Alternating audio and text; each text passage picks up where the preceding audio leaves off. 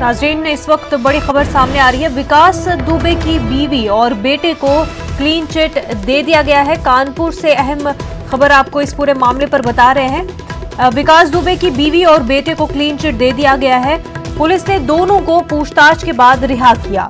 विकास की बीवी और बेटे से लखनऊ में पूछताछ की गई। एनकाउंटर में विकास की बीवी ऋचा का कोई रोल नहीं है, पुलिस जराये का ऐसा कहना है। एनकाउंटर वाली रात विकास की बीवी मौके पर नहीं थी।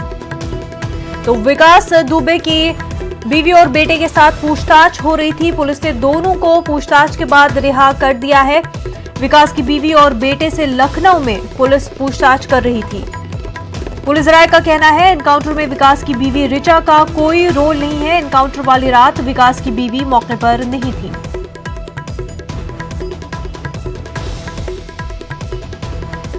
नाज़रीन, आपको बता दें, विकास दुबे का एनकाउंटर में मौत हो चुकी है।